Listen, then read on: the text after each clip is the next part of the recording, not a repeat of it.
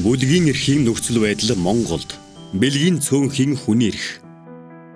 Нэгдсэн үндэсний байгууллагын хүний эрхийн зөвлөлд тодорхой бүлгийн эрхийн хүрээнд бүлгийн эрхийн нөхцөл байдал Монголд бэлгийн цөөнхийн хүний эрх сэдвээр тайлан илгээлээ. Энэ хүрээнд Монголын хүний эрхийн форумаас санал болгосон зөвлөмжөөс онцолж байна.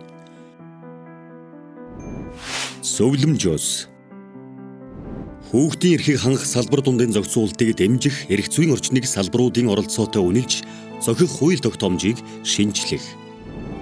Хөдөлмөрийн тухай хуулийг хөдөлмөрлөх эрхийг дордуулахгүйгээр батлагдсан хуулийг олон нийтэд сурталчлан таниулах. Хөгжлийн бэрхшээлтэй хүний эрхийн тухай хуультай салбарын бусад хуулийг нийцүүлэх. Хөгжлийн бэрхшээлтэй хүний эрхийг хангах чиглэлээр санхүүжилт төсвийн хэмжээг тогтмол нэмэгдүүлэх.